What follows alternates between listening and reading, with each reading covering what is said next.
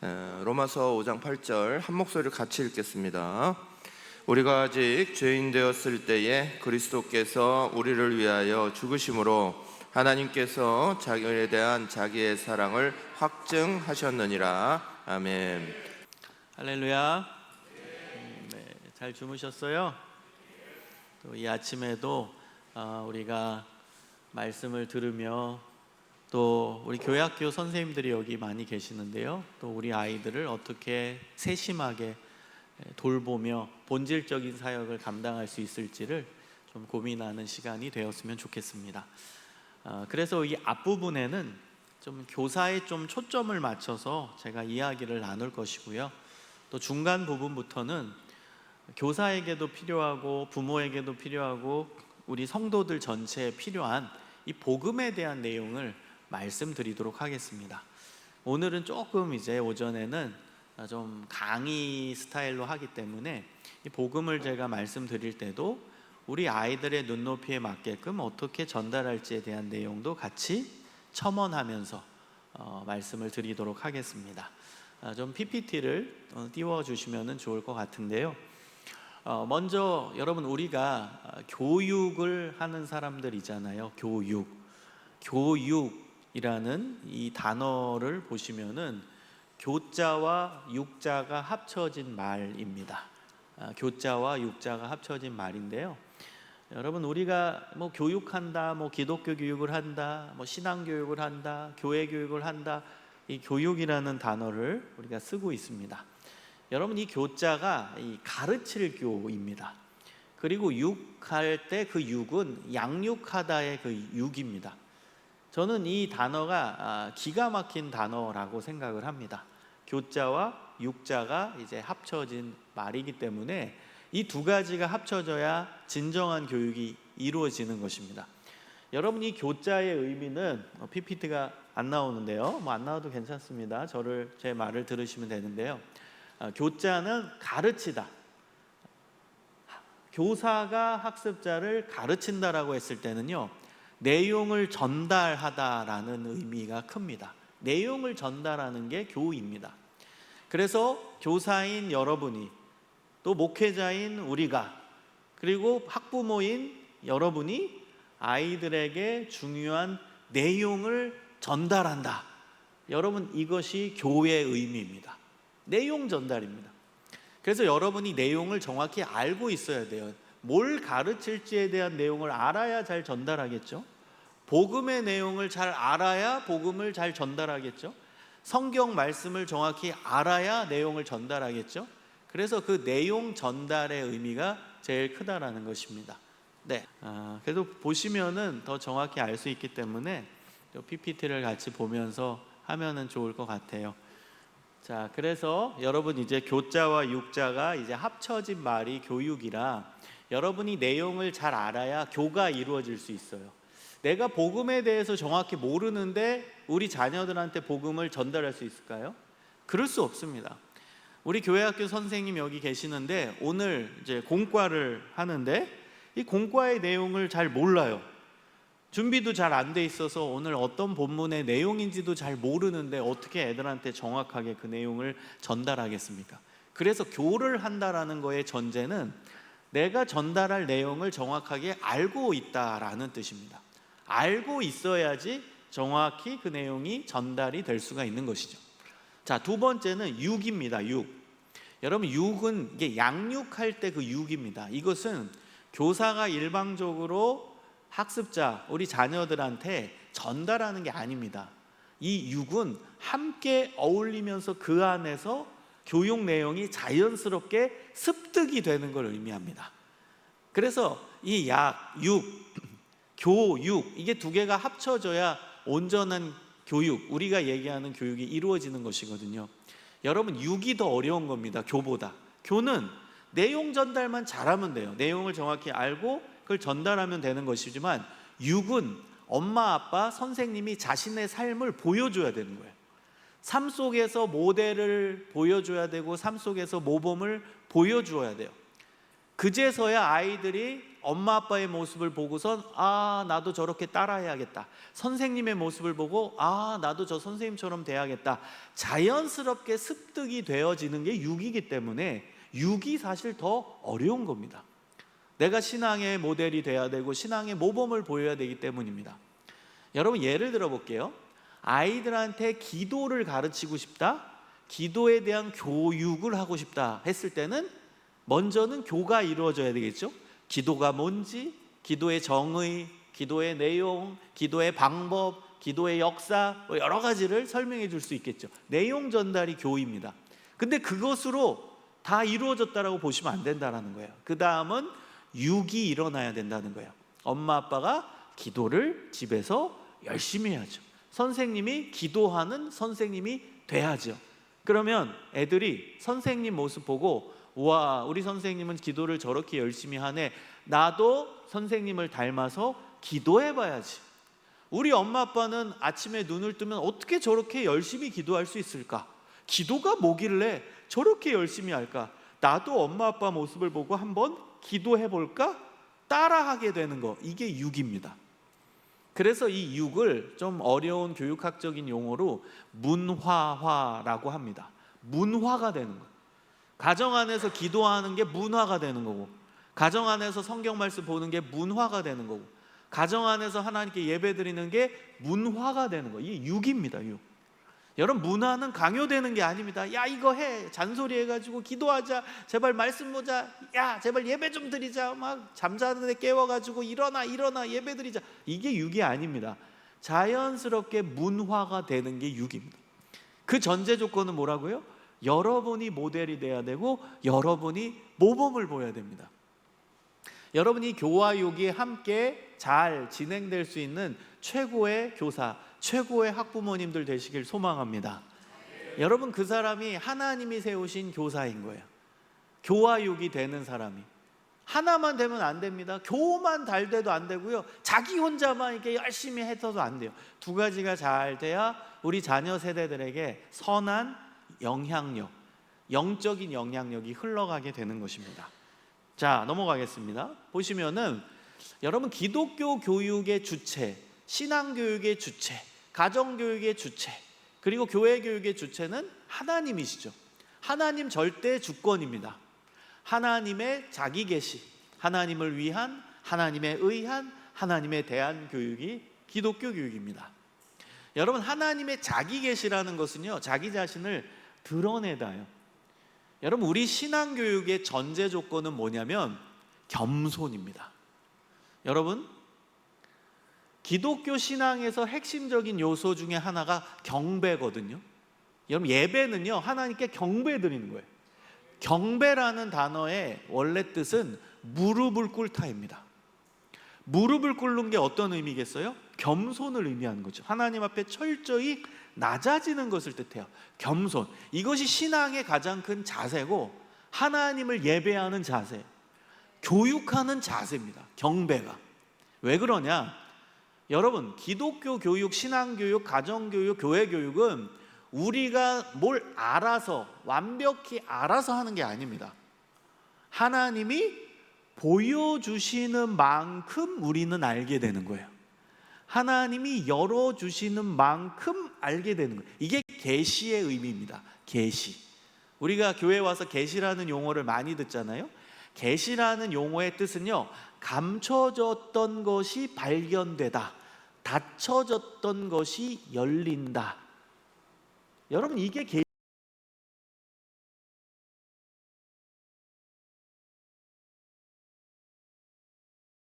열어지는 거예요. 그 다음 막 찾아야지 아니라 자연스럽게 발견이 되는 거예요. 이게 계시예요. 여러분, 제가 비유로 들면 바닷가에 갔어요. 바닷가에 모래사장에서 조개 껍질 예쁜 걸 찾고 싶어요. 근데 막 땅을 파서 조개 껍질 어디 있지 막 찾는 게 아니라 물이 들어와서 싹 밖으로 나갈 때 자연스럽게 조개 껍질이 발견되어지는 것, 이게 계시의 의미예요. 그래서 하나님이 발견시켜 주는 거예요. 하나님이 열어주시는 거예요. 그러니까 당연히 우리의 교육의 자세는 철저한 겸손이죠. 내 힘으로 발견하겠다, 내 힘으로 열겠다가 아니에요. 하나님이 열어주시면 나는 알게 된다. 하나님이 보여주시면 보게 된다. 하나님이 발견하게 해주시면 발견된다. 할렐루야. 그래서 여러분, 우리의 신앙의 자세, 우리의 교육의 자세, 우리의 예배의 자세는 철저한 겸손입니다. 그래서 여기 계신 우리 교회학교 선생님들, 또 가정 안에서 신앙교사 되시는 우리 학부모님들은 겸손하게 우리 아이들을 교육하는 거예요. 겸손의 자세, 하나님을 경배하는 자세로 우리 아이들을 교육하는 겁니다. 그래서 기독교 교육은 하나님을 위해서 하는 거예요. 하나님. 여러분, 우리가 인생을 살아가는 데 있어서 가장 중요한 인생의 목적이 고린도전서 10장 31절에 나옵니다. 고린도전서 10장 31절에 보면 그런즉 먹든지 마시든지 무엇을 하든지 다 어떻게 해요? 하나님의 영광을 위하여 하라. 우리는 먹든지 마시든지 뭘 하든지, 애들을 교육할 때도, 그 다음에 직장에서 일할 때도, 그리고 집안일 할 때도, 그리고 예배 드릴 때도 뭘 하든지 다 하나님의 영광을 위해서 하는 겁니다.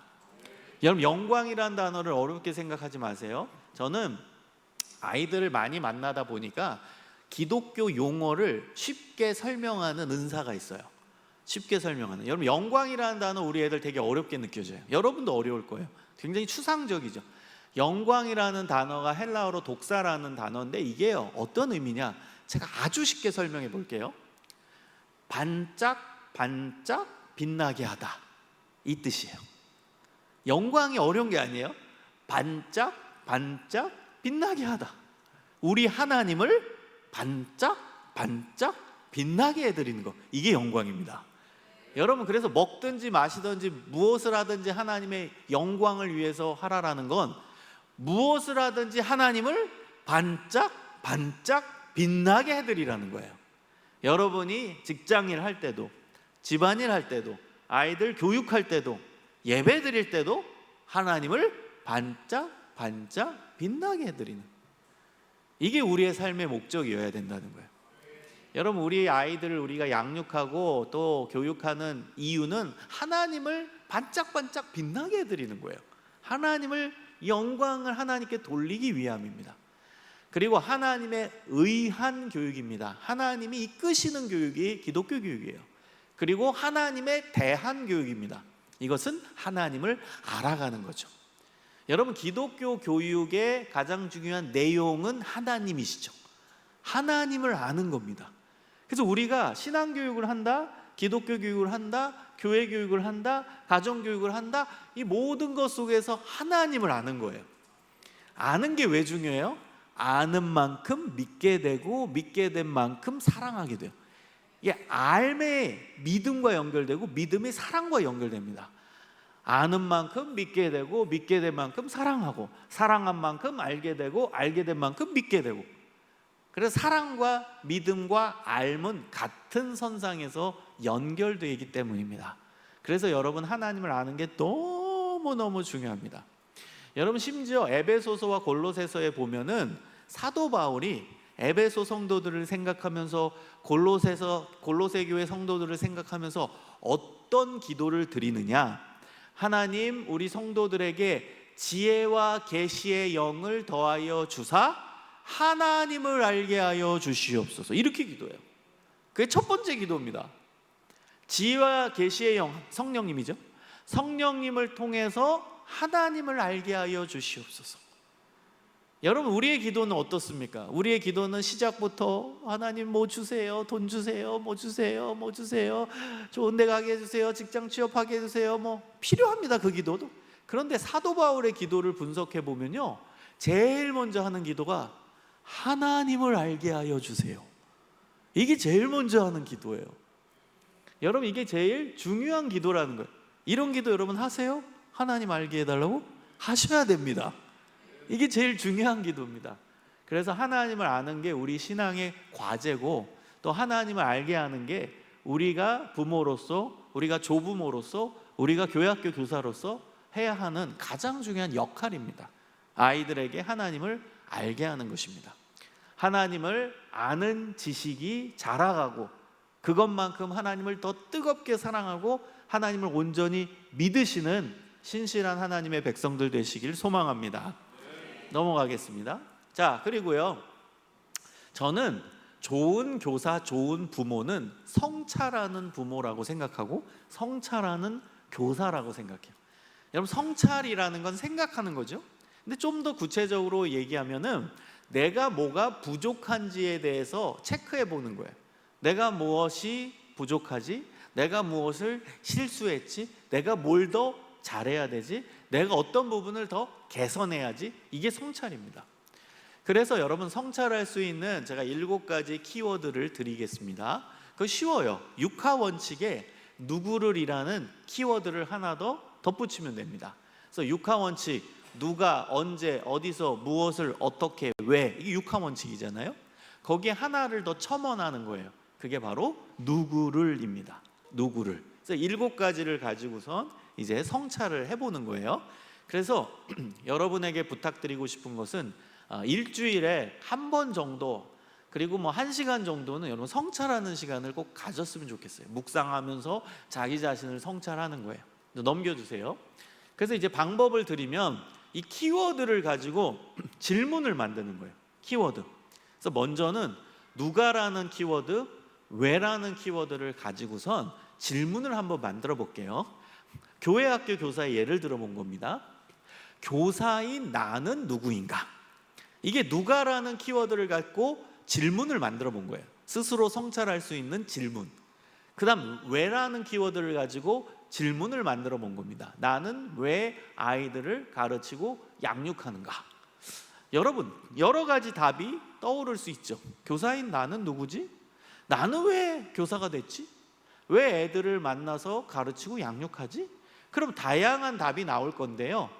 그런데 그 답의 기준은 분명히 있어야 됩니다. 그 기준, 성찰했을 때 그 답의 기준은 하나님과의 관계에서 나오는 답이어야 된다는 거예요. 여러분, 예를 들어서 나는 왜 아이들을 가르치고 양육하지? 왜 나는 아이들을 만나고 있지? 왜 내가 교사가 됐지? 질문을 하는데, 그러게 우연히 어쩌다가 치킨 먹다가 이런 답은 하나님 앞에서 부족한 답이죠. 여러분, 실제로 제가 예전에 어느 교회에서 교사대학 마치고 나서 그리고 선생님들이랑 대화를 하다가 어떻게 하다가 선생님 되셨어요? 라는 설문을 한 적이 있어요. 정말 재밌었습니다. 어떤 선생님이 이제 치킨 먹다가 교사가 됐다라고 답을 하셨거든요. 친한 김집사가 교회 앞에 치킨 가게에서 치킨 사준다고 따라갔다가 부서 회식 시간이어서 그거 얻어먹다가 어쩔 수 없이 교사가 됐다. 너무나 솔직하게 답변하신 선생님이 계셨어요. 치킨 먹다가 교사했어요. 그럼 여러분, 그 선생님이 이 성찰의 질문을 하는 거예요. 나는 왜 아이들을 만나고 양육하는가? 왜 내가 교사가 됐는가? 치킨 먹다가. 그건 하나님과의 관계에서 답이 될 수 있어요? 부족하죠. 물론 치킨 먹다가 교사하는 것도 귀하시죠. 그러나 성찰이라는 건 자기를 더 발전시키는 거예요. 하나님 앞에서. 그렇기 때문에 자신의 부족함을 계속 찾아내야 돼요. 내가 비록 치킨 먹다가 교사가 됐지만, 그래서 아이들을 만나고 있지만 이제는 바뀌어야죠. 답이. 하나님이 나에게 사명을 주셔서, 나는 부족하지만 하나님이 나를 교사로 세워주셔서, 교사는 사명이니까, 교사는 영혼의 생명을 살리는 일이니까, 교사는 복음 전하는 사람이니까, 그래서 이 귀한 사역 내가 하나님이 특별히 맡겨주셔서 하게 되었다. 성찰을 계속하면서 답을 찾아가야 된다는 거예요. 하나님과의 관계 속에서. 여러분, 부모도 마찬가지입니다. 부모는 우연히 된 게 아닙니다.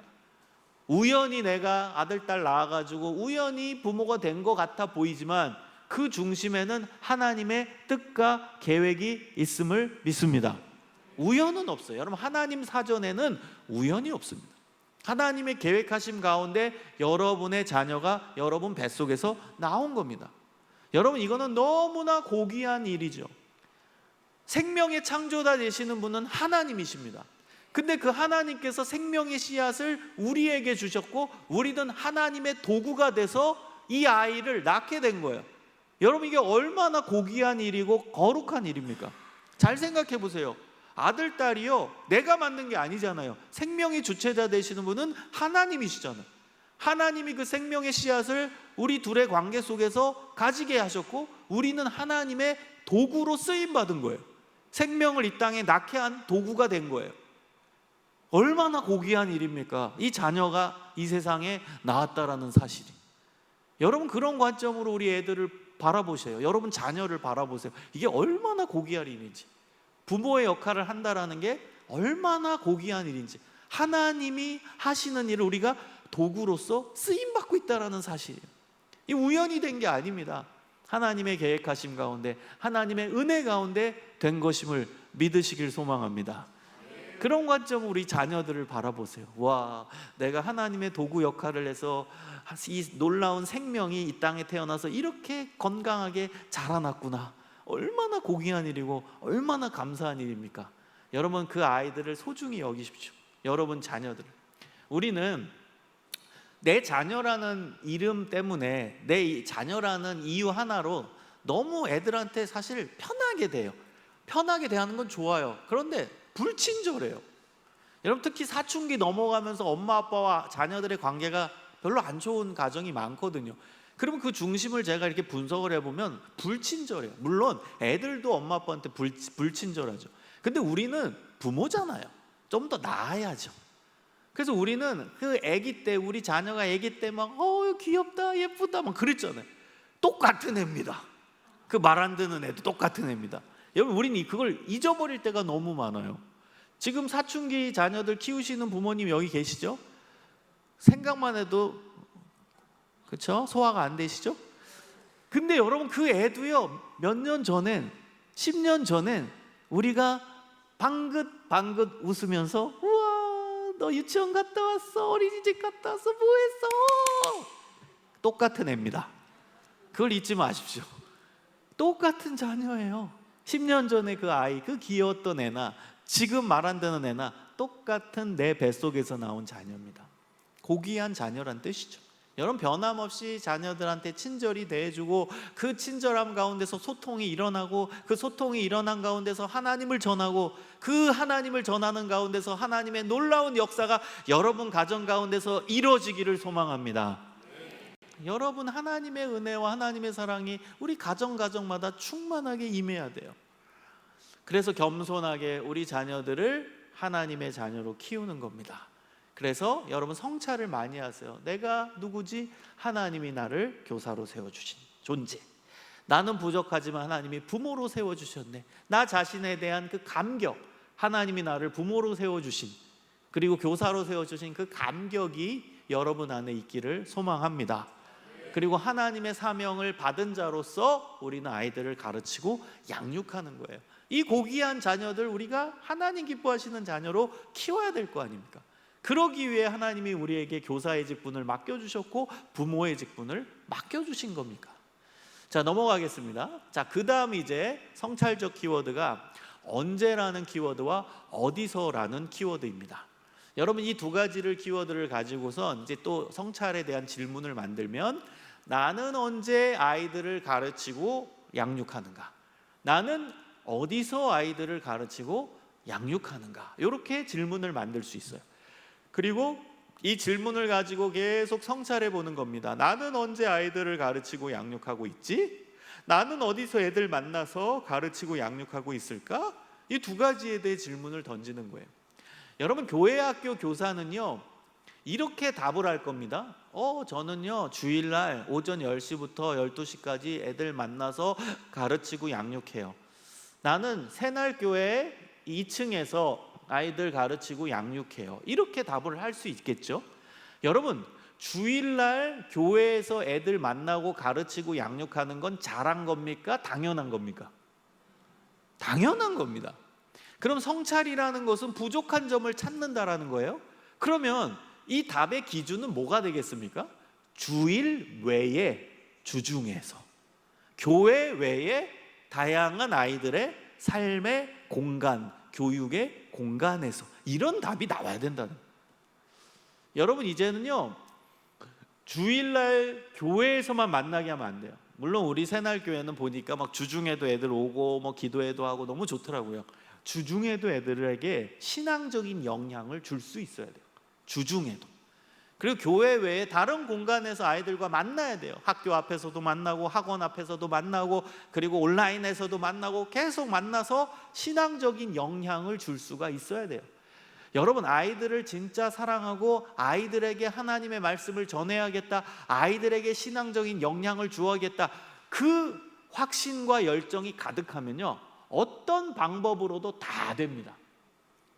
여러분, 어떤 분들은 이런 얘기합니다. 핑계예요. 어떤 핑계 되냐? 요즘 애들 바빠요. 만나기 힘들어요. 학교 앞에 못 가요. 가면은 제재당해요. 뭐 신고 들어가요. 얼마나 제가 많이 들었겠어요. 저는 지금 다 하고 있습니다. 제 결론은 다 가능합니다. 여러분, 진짜로 애들 사랑하잖아요? 그러면 어떻게든 답을 찾아냅니다. 예를 들어 진짜 힘들다, 진짜 바쁘다, 예를 들어 진짜 한 시간도 못 낸다, 주중에. 그러면 온라인으로 하죠. 제가 예전에 그 청소년 아이들과 같이 했던 게 뭐가 있냐면, 얘네들은 이제 물리적으로 제가 한 교회에서 사역하는 아이들을 이렇게 담당한 게 아니라 연합 사역을 할 때 했던 하나의 예인데요. 연합 사역이니까 이 교회 저 교회 다 섞여 있는 아이들이에요.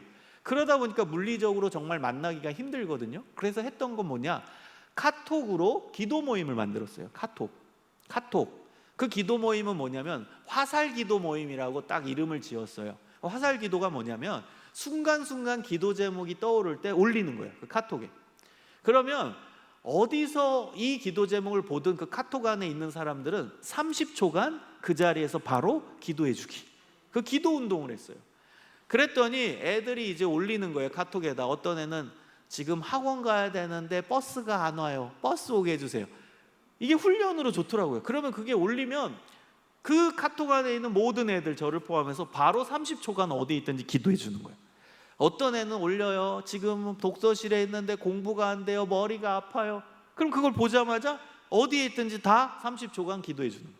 그 기도 운동으로 저는 이거를 많이 시도를 해봤어요. 그 다음에 묵상 훈련. 그래서 카톡에서 묵상 훈련을 하는데 애들은 길게 묵상을 쓰라 그러면 되게 부담스러워요. 그래서 제가 키워드만 3개씩 써라, 이런 그런 묵상 훈련도 시켜봤어요. 예를 들어 마태복음 5장 1절에서 5절을 제가 올려요. 그 읽고 나서 키워드 3개만 올려라. 그럼 애들 부담이 안 되거든. 키워드가 부담이 안 되죠. 그래서 복이라는 단어를 어떤 애 올렸어요. 그게 산상수훈이거든요, 마태복음 5장이. 그래서 복이라는 단어를 올리고, 어떤 애는 심령이라는 단어를 올리고, 어떤 애는 행복, 어떤 애는 가난, 뭐 여러 가지 단어들을, 키워드를 올리는 거예요. 여러분, 이 묵상을 시킬 때도요, 다양한 방식을 좀 창의적으로 했으면 좋겠어요. 그냥 선생님이 쭉 묵상한 내용을 막 10페이지 막 10줄 막 올리고 20줄 올리시면 애들 안 읽어요. 그렇게 길게 하면. 요즘 애들의 좀 눈높이에 맞게 키워드 중심으로도 올리고, 제가 어느 때는 한 문장으로 딱 올려라. 그래서 문장 한 문장은 또 부담이 안 되니까. 그러니까 다양한 접근 방식으로 묵상 훈련도 시킬 수 있습니다. 그래서 정말 애들을 주중에 만나기 어렵다? 그럼 온라인 쓰시면 돼요. 그런데 제일 좋은 방법은요, 직접 만나는 게 좋아요. 제가 지금 하고 있는 사역 중에 하나가 이 스쿨처치 임팩트라는 사역을 합니다. 그 사역 단체를 제가 처음 기획을 해서 지금 어느 재단이랑 아주 활발하게 하는 단체가 됐는데요. 저는 돌파하고 싶었어요. 뭘 돌파하고 싶냐? 이게 이제 한 2년 정도 된 단체예요. 근데 그 전에 우리 이제 청소년 사역 쪽의 흐름이 뭐였냐? 학교 못 들어간다였어요. 지금 법이 강화돼가지고 종교 중립화 정책으로 학교에 절대 못 들어간다. 그다음 학교 앞 전도도 금지돼 있다. 막 이런 부정적인 얘기만 가득한 거예요. 근데 해보면 답이 나오겠지 하고 시도해 본 겁니다. 그 단체를 만들어서. 여러분, 놀랍게요, 지금 여러분 이 단체를 통해 가지고 300개 학교 이상의 학교 교회 운동이 시작이 됐어요. 학교 교회 운동이 뭐냐면 학교 안에 동아리 만드는 거예요. 기독 동아리. 그리고 이걸 교회로 보는 거예요. 그래서 그 안에서 예배 모임이 진행되고, 그 안에서 선한 영향력들을 아이들이, 기독 학생들이 발휘하고, 또 전도하고, 그 안에서 또 선생님, 기독 교사들이 활동하고, 그러면서 학교 교회 운동이 지금 활발하게 진행되고 있어요. 여기 저희 단체 영향을 받아서 기존의 학교 사역을 했던 분들이 다 힘을 받고, 우리는 그 여러 학교 사역자들을 돕는 일들도 같이 병행하고 있습니다. 여러분 가능합니다. 제가 해봐서 해본 것만 제가 얘기합니다. 지금 시대도요, 학교 충분히 들어갑니다. 그리고 학교 앞 전도 막는다고요? 그렇지 않아요. 지혜가 있으면 막지 않아요. 여러분 우리가 옛날 방식으로 막 문구 써놓고선 복음을 전하고 다이렉트로, 그거는 막을 수 있죠. 신고 들어갈 수 있죠. 그러나 지혜로운 다른 간접적 방법으로 충분히 학교 앞 전도도 가능하고요. 할 수 있는 게 너무 많아요. 그리고 이제 아이들 학교 들어가기 어렵다, 그리고 학교 앞에 학교 안에 할 사람도 없다, 선생님들도 없다, 그러면 여러분 예를 들어 볼게요. 새날교회에 청소년들을 키우는 거예요. 그러면 청소년들이 자기 학교 가겠죠? 그럼 가가지고 동아리를, 자율 동아리를 만들 수 있어요. 교사는 정규 동아리 만들 수 있고요, 학생들은 자율 동아리를 만들 수 있어요. 그럼 학생이 주체가 돼서 동아리 만드는 거예요. 그리고 나서 지네 친구들 데리고 와서 동아리가 커지겠죠? 그리고 거기서 이제 기도 모임이 시작되고 예배 모임이 시작되면 우리 새날교회가 서포트하는 거예요, 그 동아리를. 그럼 얘네들이 이제 잘 키워지면 주일날 교회 가야 되는데 어느 교회 오겠어요? 새날교회 데리고 오겠죠. 그러니까 할 수 있는 방법은 무궁무진합니다. 그래서 여러분, 주중에도 신앙적인 영향을 애들에게 줘야 되고, 주중에도 아이들 만나고, 주중에도 전도하고, 그런 일들이 일어나야 한다라는 겁니다. 그래서 여러분, 교육이 확장돼야 된다. 기독교 교육이 주일 교육으로 머무르면 안 된다. 교회 안으로만 머무르면 안 된다. 확장돼야 된다. 그걸 말씀드리고 싶습니다. 자, 넘겨주세요. 자, 그 다음은 무엇을과 어디서라는 무엇을과, 이거 죄송합니다, 틀렸어요. 어떻게인데요. 무엇을과 어떻게라는 키워드를 가지고서 이제 질문을 만드는 거예요. 그럼 나는 무엇을 가지고 아이들을 가르치고 양육하는가? 다시 넘겨주세요. 나는 어떻게 아이들을 가르치고 양육하고 있는가? 이 두 가지에 대한 성찰적 질문입니다. 여러분, 교육에 있어서 가장 중요한 두 가지를 언급하라면 무엇을과 어떻게입니다. 여러분은 지금 무엇을 가지고 아이들 교육하고 있어요? 교회 학교 선생님들부터 성찰해 보세요. 나는 지금 뭘 가지고 아이들을 가르치고 있죠? 그게 교육 커리큘럼이고 교육 교재입니다. 물론 우리의 가장 중요한 교육 교재는 성경이죠. 그렇다면 여러분이 성찰해 보는 거예요. 나는 정말로 성경을 제대로 아이들에게 가르치고 있느냐? 우리 새날교회는 선생님들 열심히 하시고 잘하시겠지만요, 제가 예전에는요, 직접 어느 교회 이제 들어가서 공과 공부까지 들어갔어요. 물론 당회랑 다 협조해서 컨설팅을 요청받아서 한 건데요, 가보고 실제 공과에도 다 들어가 봐요. 그러면 어떤 선생님은요, 자기 삶의 이야기 하다 끝나요, 공과가. 그 다음에 어떤 선생님은 좀 청년 선생님이었는데 아이돌 가수 얘기하다가 시간 다 보내고 마지막 5분 남기고 야야야 공과책 펴라, 그리고 5분 하고 끝내요. 물론 마음 문을 열게 하기 위해 아이돌 가수 얘기할 수도 있고 삶의 이야기 나눌 수 있지만 그건 도입부예요, 도입부. 우리는 정체성을 바르게 가져야 돼요. 여러분, 우리의 정체성은 뭔지 아세요? 성경을 가르치는 교사입니다. 복음을 가르치는 교사입니다. 이게 우리의 정체성이에요. 그래서 그걸 위해서 삶의 이야기도 하는 거고, 그걸 위해서 아이돌 가수 애들 문화와 관련된 얘기도 하는 거지, 그게 주가 되면 안 돼요. 우리 말씀이 주가 돼야 되고 복음이 주가 돼야 돼요. 그걸 이야기하기 위해 우리가 있는 겁니다. 그래서 정확하게 우리는 성경 가르치는 교사라는 정체성을 반드시 가지고, 그 성경에 대한 전문성을 가지고 성경을 정확하게 그리고 바르게 그리고 더 많이 아이들에게 알려줄 수 있는 좋은 교사, 그리고 하나님 기뻐하시는 교사가 되었으면 좋겠습니다. 그리고 이제 어떻게입니다. 어떻게는 이제 교육 방법, 또 교육 환경이 중요하죠. 그래서 우리 새날교회 지금 교육 환경이 아주 좋아졌잖아요. 제가 지난번에 왔을 때는 이제 공사를 하고 있었는데 이제 공사를 다 마치고 얼마나 좋아요. 교회 문에 들어오면 카페가 있어요. 그 다음에 곳곳에 책장이 있고 책이 있어요. 애들 눈높이에 맞는 교육 환경은 너무나 잘 구성이 이제 돼 있습니다. 그리고 이제 여러분에게 이제 중요한 포인트는 이제 교육 방법입니다. 방법을 좀 다양하게 해야 됩니다. 우리 애들은요, 내용보다 전달 방식이 더 중요해요. 우리는 내용 잘 전달하는 거에 많은 노력을 하죠. 복음이라는 내용, 말씀이라는 내용, 그 전달하는 게 굉장히 중요한데, 잘 들어보세요. 복음을 잘 전달해요. 성경을 잘 가르쳐야 돼요. 그 잘에 해당되는 게 어떻게입니다. 그 잘에 해당하는 게 교육 방법이에요. 성경 교육 내용이죠. 복음 교육 내용이죠. 그걸 잘 전달해야 돼요. 그 잘이 교육 방법. 여러분, 애들의 특징은요, 이 전달 방식, 교육 방법이 너무 중요해요. 그게 자신들의 눈높이에 맞아야 마음 문을 열고 내용을 받아들입니다. 그래서 여러분에게 추천드리고 싶은 것은 좀 다양한 방식을 사용해라. 공과 공부할 때 강의만 하지 마세요. 쭉 내용만 설명하고 자 30분 지났다 기도하고 끝나자 하지 말고, 어느 때는요 애들 질문만 받으세요. 질문. 오늘 주제 한번 쭉 읽고, 그 다음에 본문 다 읽고, 그 다음에 너네가 떠오르는 질문 있으면 해봐라. 어느 때는 질문만 또 하게 하고, 또 어느 때는 연극도 해보고, 1인극 선생님이, 어느 때는 여러분 나름대로 창의적으로 뭐 종이, 그 다음에 색연필 갖고 와서 자 오늘 본문에 대해서 상상한 걸 그려봐라. 여러분, 다양한 교육 방법을 쓰셔야 돼요. 저는 안타까운 게 뭐냐면 우리 선생님들이 공과대로만 하려고 해요. 여러분, 사실 공과는 내용이 줍니다. 내용이 많이 들어있어요. 하우에 대한 부분은 약합니다. 공과는. 왜요? 그거를 누가 설명해 줘야 되는데 공과는 책이잖아요. 지침서도 그냥 책이잖아요. 그러니까 읽어보고선 그냥 요대로 하는 거예요. 이것을 전문가가 와가지고 자 이런 방식으로 하세요, 자 따라해 보세요, 그러면 여러분이 할 텐데, 그런 게 아니라 그냥 책만 주어지고 그 공과 지침서만 바라보고 공과만 보고 여러분이 그대로 그냥 읽으면서 하기 때문에 창의적인 게 안 나오는 거거든요.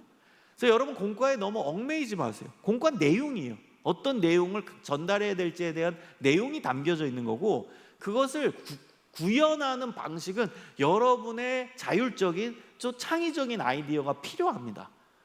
그래서 거기 공과에 없더라도 지금 방금 예를 든 거예요. 뭐 내용을 보고 여러분이 그림 그리게 할 수도 있는 거예요. 뭐 작품 만들기, 여러분이 생각하는 재료 갖다 주고선 그거 갖고 만들어라 할 수도 있는 거예요. 또 주제가 있다 그러면 요거는 재밌는 주제를 만들 수 있겠네. 예를 들어 정직이라는 주제였어요, 공과 주제가. 그럼 이거 갖고 애들의 삶의 주제를 한번 끄집어내볼까 해서 질문을 만들어 보는 거죠. 선의의 거짓말은 가능한가?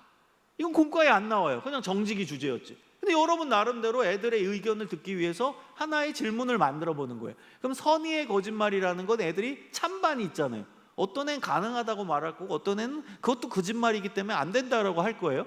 그런 것도 애들한테 질문해서 서로 의견을 다른 애들끼리 들어보는 거예요. 가능하다라고 말하는 애들의 이야기도 듣고, 선의의 거짓말이 가능하지 않다라고 말하는 애들 이야기도 듣고, 그러면서 정리해가는.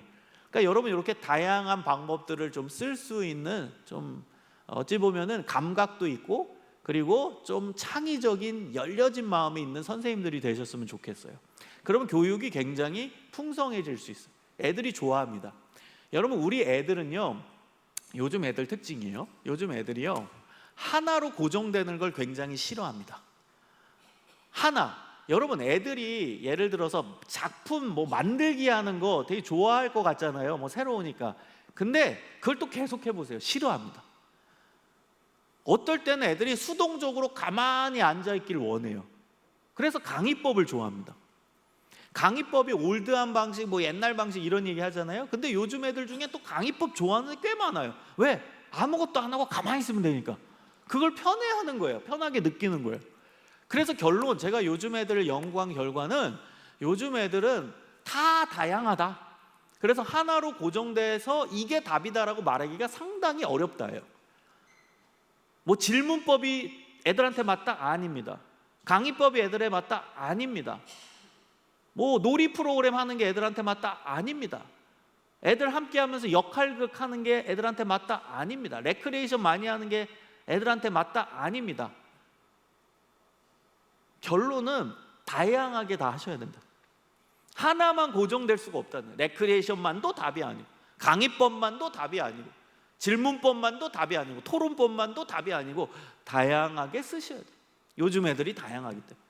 애들이 원하는 방식은 다양하게 돌아가면서 여러 가지를 경험시켜 주는 거예요.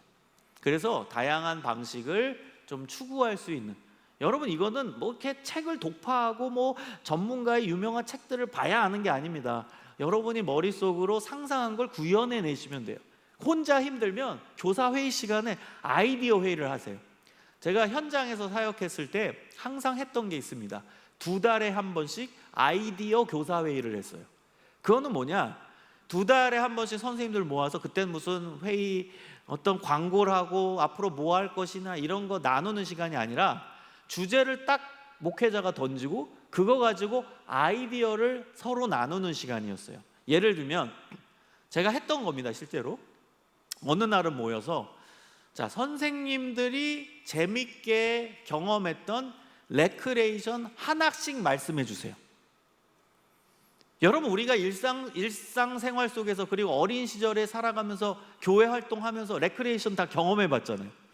그 중에서 이건 진짜 재미있는 레크레이션이었다 하는 거 한 개는 있을 거 아니에요.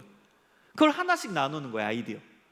그리고 여러분, 10명의 선생님이 회의에 참여했다면 10개의 재미있는 레크레이션이 나오는 거예요.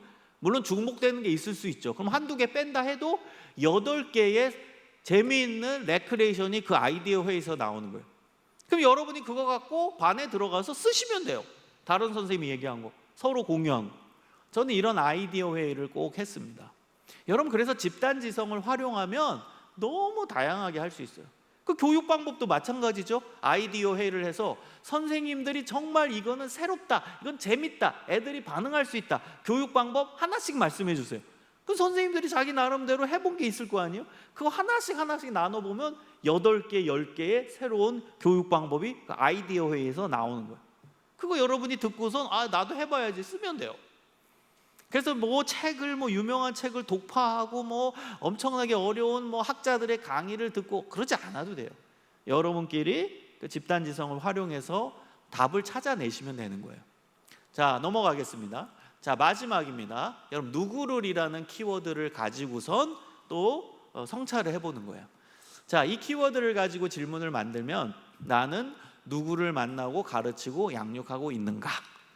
저는 사랑의 구체적인 단어는 관심과 이해라고 생각합니다. 애들을 진짜 사랑하면 애들에 대한 관심이 있죠. 그리고 애들을 이해하는 게 있죠. 여러분, 얼마만큼 아이들을 이해하고 계십니까? 얼마만큼? 여러분, 이해하는 게 쉬운 건 아닙니다. 왜? 우리와 세대 차가 있고 문화 차가 있고 환경 차이가 있으니까 이해한다라는 건 쉬운 게 아닙니다. 여러분, 이해의 중심에는 당연히 사랑이 있어요. 사랑하니까 이해가 되는 거예요. 사랑하니까 이해하려고 노력을 하게 되는 거예요. 여러분, 그래서 사랑이 핵심입니다. 저는 청소년 사역을 지금 병행 사역까지 하면 지금 26년째 하고 있는데요, 저 안 맞아요, 솔직히. 여러분, 맞겠어요? 외모는 애들과 맞아 보이겠지만 아닙니다. 저도 힘들어요. 애들과 대화하는 거 너무 힘들어요. 요즘 애들 정말 화가 납니다, 얘기해보면. 근데도 이 사역을 계속할 수 있는 힘은 애들에 대한 사랑이죠. 쟤는 왜 그럴까? 쟤는 왜 그럴까? 여러분, 요즘에 이제 청소년 이제 지나서 대학생 애들도 비슷해요. 여러분, 우리나라 청소년 학에서 보면 청소년 나이를 24살까지 봐요. 그러니까 대학생까지 사실 청소년이에요. 그러면 애들이 예를 들어 인사를 안 해요. 아니, 친한데도 아는데도 너무 신기해요. 학교 갈 때도 대학교 1학년 애들 이제 보면은 그냥 이러고 가요. 그럼 제가 먼저 안녕 교수가 먼저 인사합니다. 요즘 애들 특징이에요. 반응이 무뚝뚝하고 여러 가지 이제 특징이 있는데 안 맞는 게 너무 많죠. 그리고 개인주의가 엄청 심하죠. 지금 아이들의 모습을 한마디로 이야기하면 극단적 개인주의입니다. 자기밖에 몰라요. 개인주의예요. 근데 그거에 대해 애들은 불편하게 안 느껴요. 그게 당연하다고요. 왜? 아니, 나라는 개인이 중요하지. 이게 너무나 당연한 결과로 애들은 받아들여요. 근데 우리는 공동체가 중요하다, 그 공동체 안에서 함께 하려면 섬겨야 된다, 희생해야 된다, 이 기독교 가치잖아요. 근데 애들한테는 그게 안 맞는 거예요. 내가 중요하지, 내 개인이 누리는 게 중요하지, 내가 잘 되는 게 중요하지. 아니, 나라는 존재가 제일 중요한데 이 세상에 살면서 애들의 논리는 그거예요. 어떻게 보면 맞아요. 근데 우리 기독교적 가치는 함께 하는 거고, 여러분, 공동체라는 건 전제가 누군가는 희생하고 누군가는 손해봐야 돼요. 여러분, 여기도 이제 이따 끝나고 식사하잖아요. 그럼 이 공동체에서 식사하려면 누군가는 주방에서 봉사하고 희생하고 섬겨야 음식이 나오는 거죠. 여러분, 공동체가 있다라는 건 그 자체가 벌써 희생과 섬김이 전제되어 있는 거예요. 그러니까 요즘 애들의 문화와 안 맞는 거죠. 얘네들은 내가 중요하지, 내가 누려야지, 내가 편해야지, 내가 소중한데, 이 가치가 큰 거거든요. 여러분, 그래서 저도 안 맞아요. 목사로서 애들과 안 맞고, 그 다음에 제가 어릴 때 세대의 문화와 너무 달라요. 그럼에도 불구하고 제가 이 아이들의 사역 현장에 계속 있을 수 있는 이유는 단 한 가지예요. 애들에 대한 사랑이죠. 사랑하니까 얘네들은 왜 이렇게 생각할까? 왜 이렇게 행동할까? 왜 이렇게 할 수밖에 없을까를 고민하게 되고, 관심 갖게 되고, 이해해 보려고 노력하는 거죠. 여러분, 이해하려고 노력을 안 하면요, 정죄하게 됩니다. 내 기준 갖고, 내 문화 가지고, 내가 살아온 경험 갖고 정죄하게 돼요. 근데 사랑하니까 쟤는 왜 인사를 안 할까? 쟤네들은 왜 인사하는 문화가 없을까? 왜 쟤네들은 왜 자기 밥그릇 챙기기에 바쁠까? 그럼 애들 얘기를 또 들어봐요. 그러면서 애들이 이야기한 것 속에서, 아, 그래서 얘네들은 이렇게 행동할 수밖에 없구나. 아, 얘네는 이렇게 그냥 구조화가 됐구나, 뇌 속에. 그냥 이런 삶의 배경 속에서 살아왔구나. 그리고 대부분 혼자 크는 문화 속에서 살다 보니까 모든 게 자기 중심이 됐구나. 여러 가지를 해석할 수 있게 돼요. 그러면서 이해가 되어지는 거죠. 그래서 여러분, 성찰을 한다고 했을 때는 내가 만나고 있는 애들이 누구지? 얘네들은 왜 이렇게 행동할까? 얘네들은 왜 이렇게 말을 할까? 왜 이런 내가 싫어하는 행동을 할 수밖에 없을까? 근데 얘 입장에서는 그게 자연스러운 행동일까? 여러 가지를 고민하면서 이 아이들을 연구하게 돼요. 그러면서 이해하게 되고 받아들일 수 있게 되는 힘이 생깁니다. 그래서 이 성찰이라는 건 진짜 내가 가르치고 있는, 만나고 있는 이 아이들을 내가 얼만큼 알고 있느냐, 그걸 스스로 던져보는 거예요. 여러분, 재밌는 연구 결과를 하나 알려드릴게요. 이건 제 연구입니다. 청소년 아이들, 그다음 아동부 아이들 대상으로 연구를 했어요. 질문이 뭐였는지 알아요? 물론 편차가 있어요. 아동부와 청소년 아이들의 그 편차는 분명히 있는데, 평균을 내보면 애들한테 이런 질문을 던졌어요. 너네 엄마 아빠가 너에 대해 얼만큼 알고 있냐? 이런 질문이었어요. 여러분, 평균 몇 프로 나온 줄 아세요? 엄마 아빠가 나를 얼만큼 알고 있는지. 물론 아동부 저학년 애들은 한 22%에서 23% 나왔고요. 그 다음에 이제 중학교 3학년 애들이 제일 낮아요. 8% 정도 나왔어요. 그래서 평균 뭐 고등학교랑 다 합치면은 12에서 11%, 11, 12%에서 왔다 갔다 했습니다. 제가 그것을 이제 양적 분석을 해서 통계를 내봤는데, 대략 11%에서 12% 정도가 엄마 아빠가 나에 대해 아는 정도가 11% 정도, 100% 중에 11% 정도 나를 알고 있다라고 답을 했어요. 똑같은 질문을 부모 대상으로 했습니다. 부모님들, 당신들은 자녀에 대해 얼만큼 알고 있습니까? 라는 질문에 몇 프로 나온 줄 아세요? 평균? 81% 나왔습니다. 엄마 아빠는 자녀에 대해서 알고 있다라고 생각해요. 근데 애들은 엄마 아빠는 나를 모른다라고 생각해요. 완전 다른 결과입니다. 이게 우리의 착각이라는 거예요. 내가 애들을 잘 알고 있다? 여러분, 착각일 수 있습니다. 우리 아이들 내가 대화도 잘하고, 나는 우리 애들과 관계도 좋고, 뭐 우리 애들과 밥도 잘 먹고 해서 난 애들 잘 알고 있다. 천만의 말씀입니다. 모릅니다. 애들은 엄마 아빠 나 모른다고 얘기해요. 여러분, 착한 애들일수록 더 그래요. 착한 애들은요, 막 힘든 게 있고 막 하면은 그냥 꾹 참고 누르고 그러면서 엄마 아빠한테는 뭐 괜찮은 척 하는 애들이 꽤 있어요. 그러니까 모르는 거예요. 엄마 아빠, 아, 우리 애 괜찮은데요? 아, 우리 애는 학교에서 사고 치지 않는데요? 천만의 말, 속에서는 응어리진 애들이 굉장히 많아요. 스트레스가 가득하고. 그래서 여러분한테 부탁드립니다. 내가 만나고 있는 자녀, 양육하고 있는 자녀, 교회 학교에서 만나고 있는 아이들, 그 아이들을 이해하기 위해 이야기를 많이 들어주세요. 이게 실천사항입니다. 이야기를 들어야 돼. 그 내면의 이야기를. 내면의 이야기를 듣기 위해서 여러분, 아이들을 수용하는 태도를 보이시고, 그리고 말하려고 하지 않고 자꾸 들으려는 노력을 많이 하셔야 됩니다. 우린 자꾸 말하려고 해요. 애들이 이런 얘기를 합니다. 자기가 힘들 때 친구한테 간대요. 그럼 왜 친구한테 가냐 물어보면, 친구는 내 이야기를 들어주기 때문이다, 이렇게 얘기해요. 근데 왜 엄마 아빠한테는 안 가냐라고 질문을 했을 때, 엄마 아빠는 한마디 하면 10마디 잔소리로 돌아온다, 이런 얘기를 하는 거예요. 여러분 자꾸 들어주시면 그 내면의 아이들이 어떤 응어리가 져 있는 게 있는지, 그리고 그 응어리전 속에서 스트레스가 뭔지, 힘든 게 뭔지가 터져 나오는 거예요.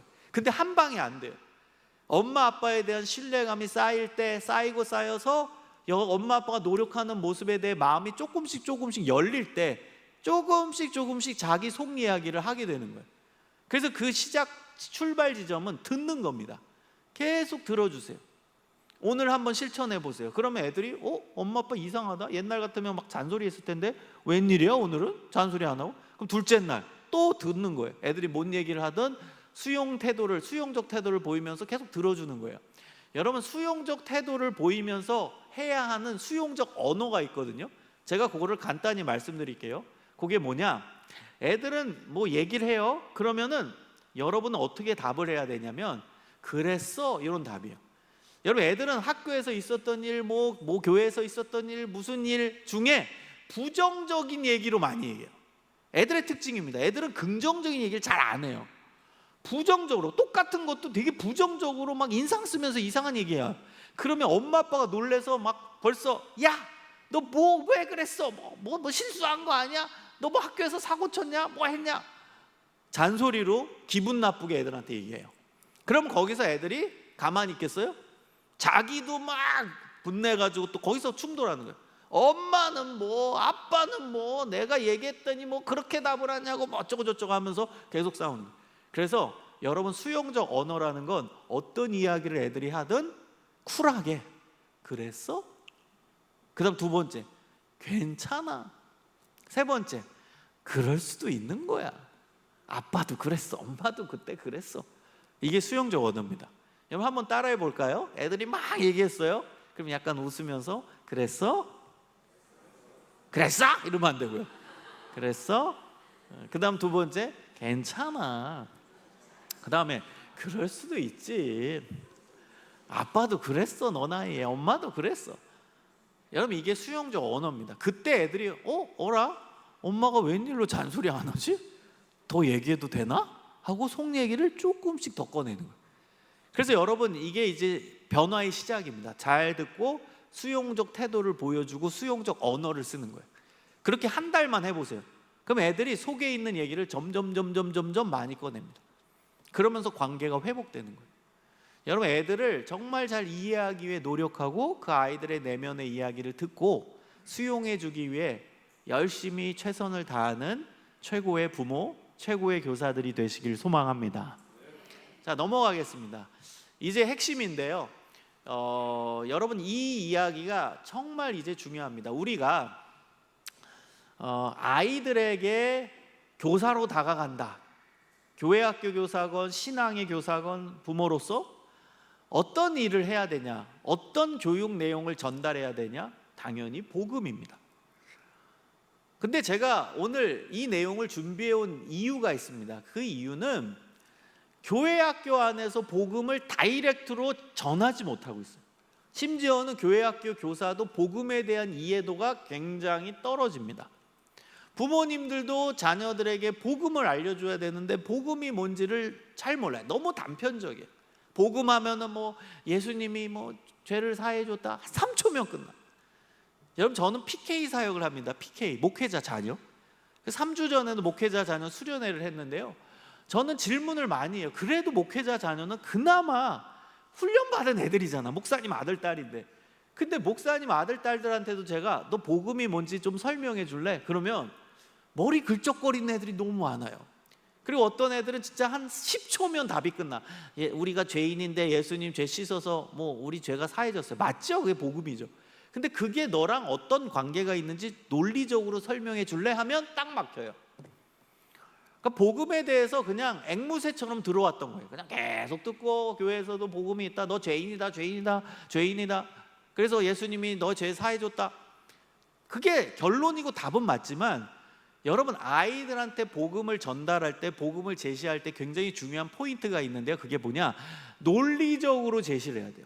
애들은 지금 논리가 발달하는 시기입니다. 뇌구조를 보면, 인지심리학에서 보면은요, 아이들이 초등학교 3학년부터 고등학교 2학년 때까지 뇌가 급성장합니다.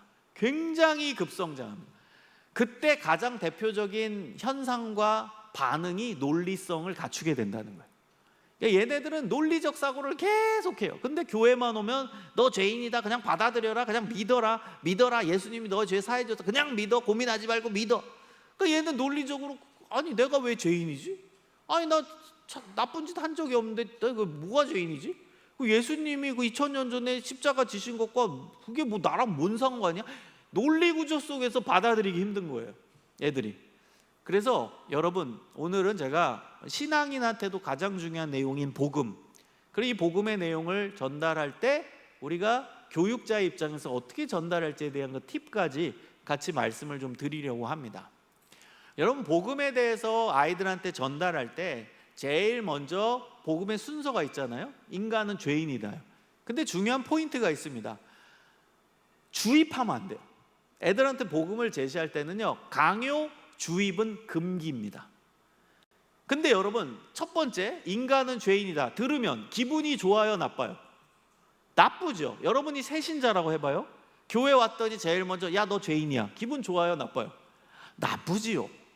그리고 논리성이 발달하는 이 아이들, 또 반발심이 강렬한 이 애들한테 너 죄인이다, 기분 나빠서 집에 갑니다. 제가 그랬어요. 제가 모태신앙이고 그다음 신앙생활을 계속 했는데 중2 때부터 신앙의 방황이 왔어요. 중학교 2학년 때부터. 그리고 신앙의 방황에 가장 중심되는 분이, 그걸 자극했던 분이 안타깝게 제 전도사님이었어요. 왜냐하면 제가 중등부에 이제 가면은, 지금 보면 이 전도사님이 그 시대에 정말 없는 전도사님이에요. 왜? 그 시대도 애들한테 설교할 때 위로해주고 그 다음에 뭐 격려해주고 잘 될 수 있다라고 힘을 불어주고 요런 이제 설교를 많이 하는 시대였어요, 애들한테는. 근데 이 전도사님은 죄에 대해 설교하는 거예요. 보기 힘든 전도사님이었어요. 지금 보면 저희가 신학적으로 봐도 굉장히 보기 드문 그 당시 전도사님이었는데, 문제는 그 전도사님의 그 설교를 제가 그 당시에는 받아들이기가 너무 힘들었어요. 왜냐하면 이분은 대놓고 이렇게 얘기하는 거예요. 너넨 죄인이야. 너넨 죄인이야. 강렬하게. 야, 너 죄인이야. 그냥 믿어. 너 죄인이야. 너 죄 짓잖아. 너 죄인 맞다니까? 그냥 믿어. 이렇게 설교하셔. 그래서 제가 중학교 2학년 때부터 신앙의 방황이 오기 시작했어요. 내가 왜 죄인이지?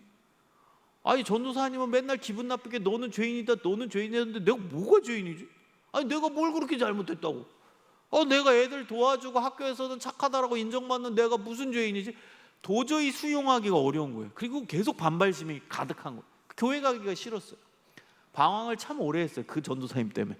지금 보면 참 훌륭한 분이에요. 그렇게 요즘에 이렇게 죄를 지적하는 설교가 많지 않거든요. 근데 그때는 너무 기분 나빠서 제가 중3 때 그 전도사님을 찾아갔어요. 그래서 제가 뭐라고 한 줄 아세요? 저 무서운 사람입니다. 전도사님이나 죄인 하세요, 이랬어요. 그랬던 인간입니다. 아무튼 그 시대, 그 때를 제가 이제 기억을 해보면, 애들한테 이 복음을 전달할 때는 또 당연한 내용이지만, 기독교 진리지만 이것을 애들이 수용할 수 있는 방식으로 진행돼야지, 무조건 믿어라, 너 죄인이야, 그냥 받아들여라, 이런 강요와 어찌 보면은 강압이 들어가서는 더 반발심이 되고 교회를 떠나게 하는 원인이 될 수도 있다라는 사실을 말씀드리는 거예요. 그래서 어떻게 진행하냐면, 하나하나 논리적으로 설명해서 애들한테 체크하게 하는 거예요. 수용하게 하는 겁니다. 맞는지 아닌지 너가 수용하게 하게끔 대화를 나누는 방식, 대화 방식으로 복음을 전해야 돼요. 자, 여러분, 로마서 3장 23절에 보면 인간은 죄인이다를 언급하죠. 모든 사람은 죄를 범하였음에 하나님의 영광에 이르지 못하더니. 그래서 인간은 죄인, 모든 사람은 죄인이라는 거예요. 그러면 성경에서 죄에 대해서 한 4가지 정도로 언급합니다. 그 첫 번째가 원죄이죠. 여러분, 2가지 오늘은 목표가 있어요. 먼저는 여러분이 복음을 정확히 이해하는 거예요, 신앙인으로서. 두 번째는 그 복음을 우리 다음 세대들에게 어떻게 전달할지 그 방식을 배우는 거예요. 2가지의 오늘 목표가 있는 거예요. 자, 그래서 성경은 첫 번째로 이제 언급하는 가장 대표적인 죄가 아담이 지은 원죄입니다. 아담은 첫사람이잖아요. 첫사람이 지은 죄, 이게 원인이 되는 죄, 근원이 되는 죄, 이게 원죄라는 뜻이에요. 자, 원죄의 내용을 우리는 모를 때가 너무 많아요.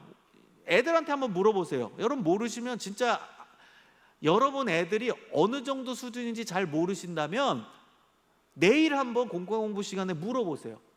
너 원죄가 뭐야? 제대로 답하는 애 있는지 한번 보세요. 대부분 좀 들은 가락이 있는 애들은 뭐라고 얘기하냐? 원죄가 뭐야? 그러면 선악과 따먹었어요, 이렇게 얘기해요. 우리는 어린 시절부터 교회 학교에서 선악과 따먹어서 이거는 잘 가르쳐줬는데 정작 선악과 따먹은 게 왜 잘못인지에 대해서는 안 가르쳤어요. 선악과 따먹은 게 죄 맞죠. 근데 그 중심의 의미를 알아야죠. 선악과 따먹은 게 왜 죄인지를 알려줘야, 이게 논리예요, 논리. 근데 우리는 너무나 애들한테 단편적으로 알려줬다고요, 그동안. 그래서 교회 좀 다닌 애들은 원죄가 뭐야? 그러면 선악과 따먹은 죄예요, 이렇게 얘기합니다. 여러분, 선악과 따먹은 게 왜 죄인지를 알려줘야죠. 자, 창세기 3장 5절에 보면은 뱀이 하와에게 유혹을 합니다. 너희가 그것을 먹는 날에는, 이 그것이 선악과죠. 하나님 먹지 말라는 게 선악과였어요. 그것을 먹는 날에는 너희 눈이 밝아져 하나님과 같이 되어 선악을 알 줄 하나님이 아심이니라. 여러분, 원죄는 이게 핵심입니다. 하나님과 같이 된다, 이게 원죄입니다. 하나님과 같이 되면 하나님의 능력을 발휘하는데 그 능력이 선악을 아는 겁니다. 하나님의 능력이 선악을 분별하는 겁니다. 그래서 중요한 핵심은 하나님과 같이 된다는, 하나님과 같이 돼서 하나님의 능력인 선악을 분별하게 된다, 이것으로 꼬신 거예요, 뱀이. 근데 먹었죠? 그러니까 여러분, 중요한 포인트입니다. 하나님은 우리 인간에게 선악을 분별할 수 있는 권한과 능력을 주시지 않기를 원하셨습니다. 왜요? 이건 하나님의 능력이니까. 그리고 하나님은 이렇게 생각하신 거예요. 인간들끼리 누군 선이고 누군 악이고 그거를 결정할 수 없다는 거예요. 똑같은 레벨의 인간끼리, 야 너는 선이고 너는 악이, 어떻게 구별해? 그 위에 계신 하나님만이 판단하실 수 있지. 그래서 하나님의 능력이에요, 선악을 구별하는 거. 인간에게 주시지 않았던 능력이에요. 근데 인간은 결국 선악과를 먹었죠. 그래서 우리가 어떻게 살고 있죠? 판단하고 비판하고 정죄하죠. 선악과 따먹은 결과입니다. 결국 우리 안에 선악을 분별하는 능력이 어느 정도 있어요. 어쨌든 먹었거든, 선악과를, 우리는, 인간은. 근데 하나님이 이것을 죄라고 여겼는데, 핵심은 하나님과 같이 돼서 우리가 스스로 삶의 주인이 돼서 판단하고 살아가는 거예요. 이게 원죄의 핵심 내용입니다.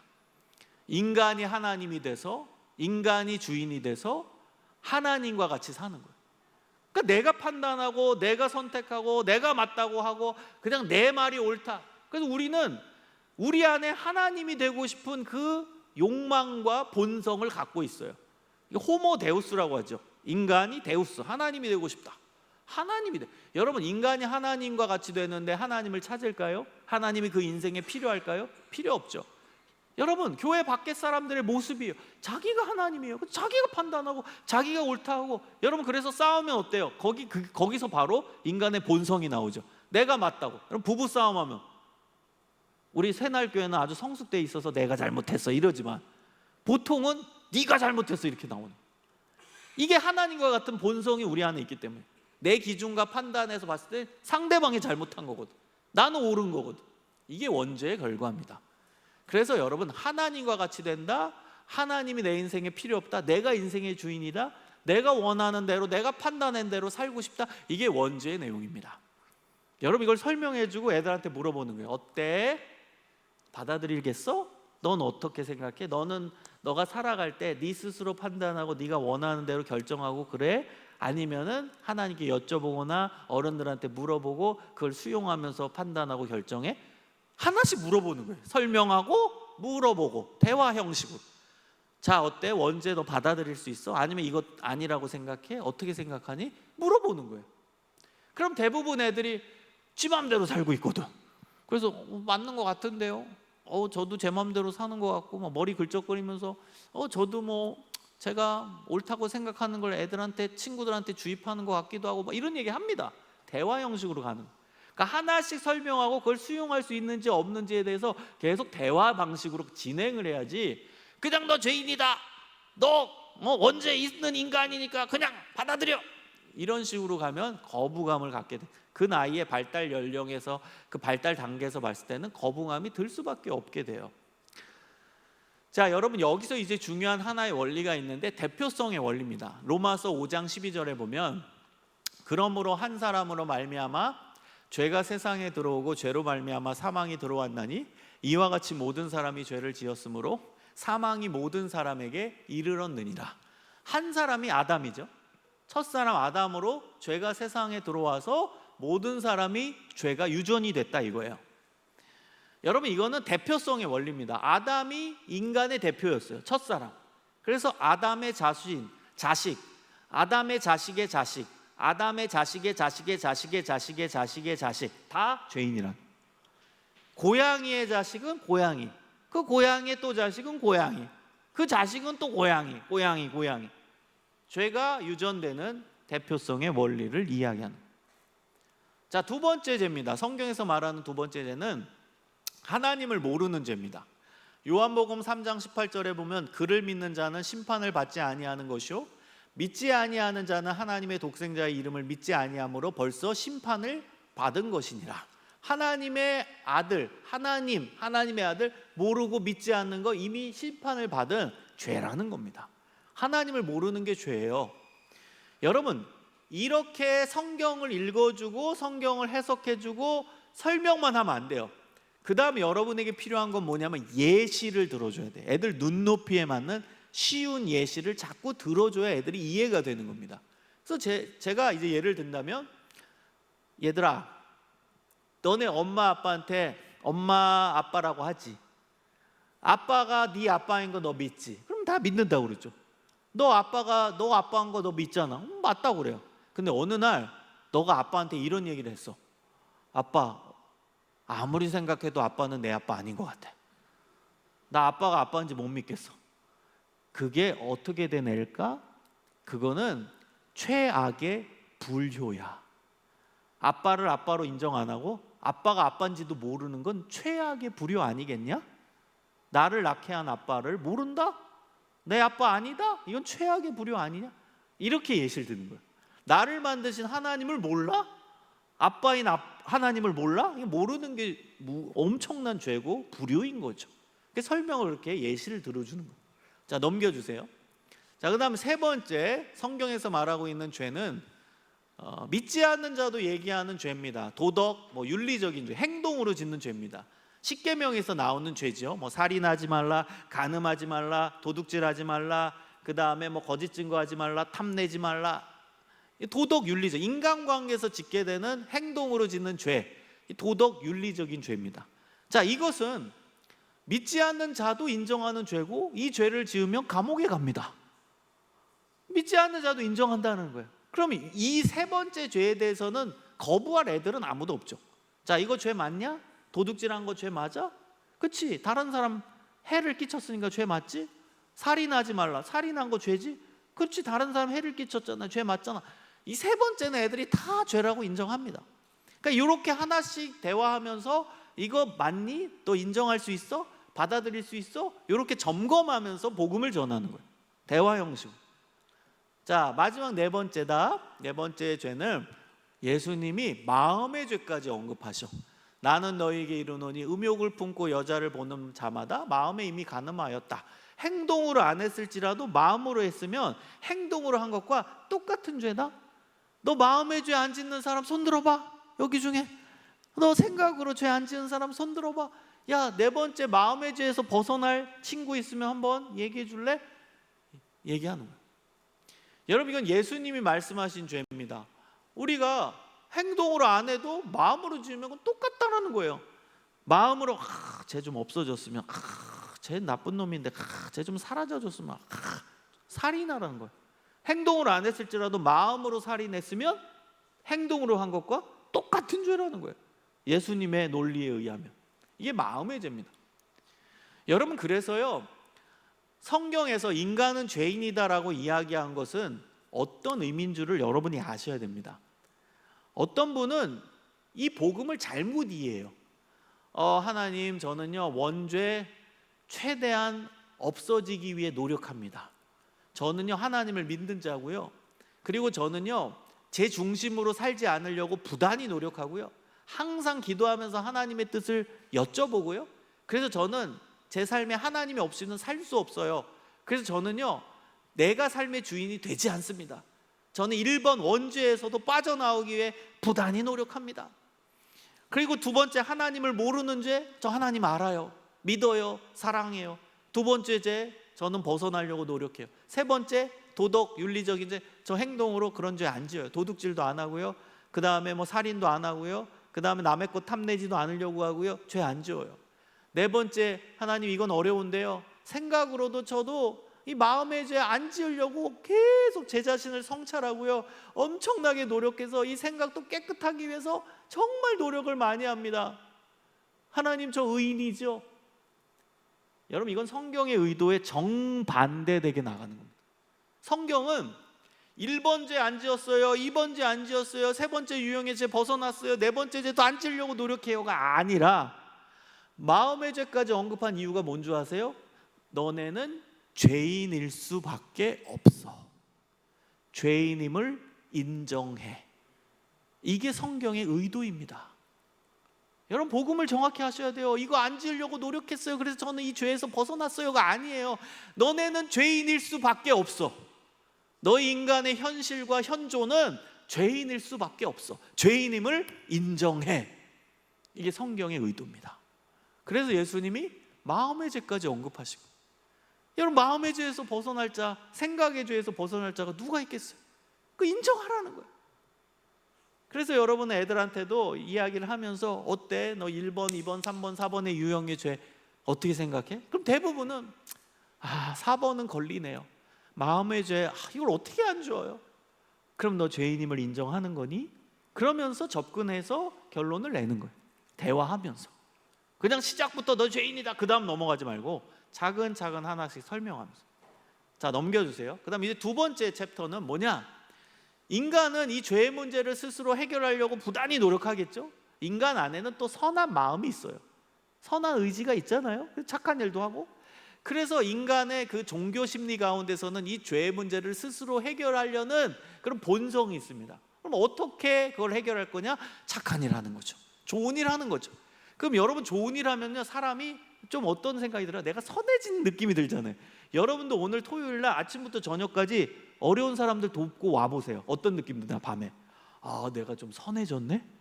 내가 좀 착한 사람이네? 내가 의로운 일 했네? 뿌듯함이 있을걸요?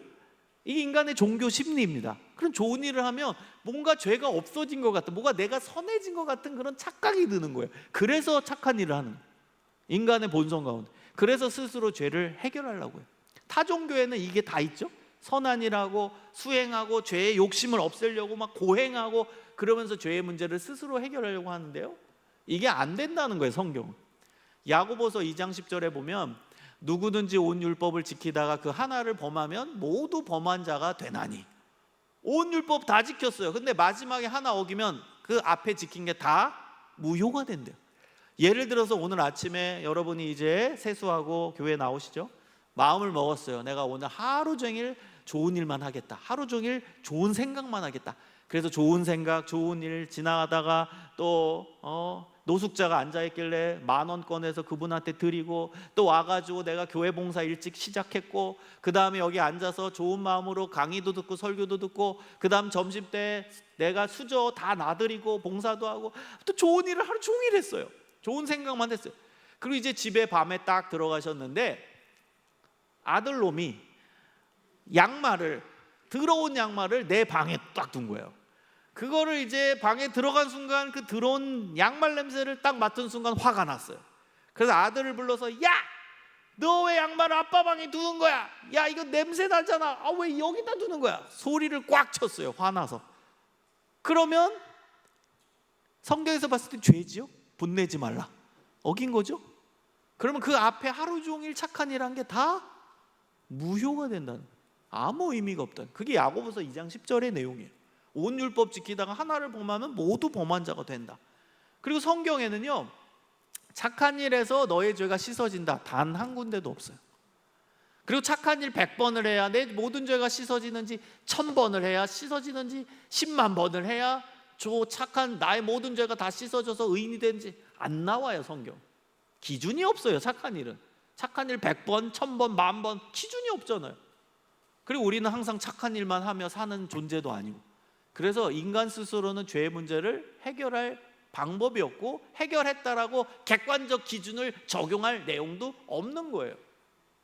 그래서 이사야서 64장 6절에는 무릇 우리는 다 부정한 자 같아서 우리의 의는 다 더러운 옷 같으며 우리는 다 잎사귀같이 시들므로 우리의 죄악이 바람같이 우리를 몰아가나이다. 우리의 의는 다 더러운 옷 같대요. 아무리 의롭게 하려고 해도 더러운 옷을 입은 자 같은 존재일 수밖에 없다라는 거예요.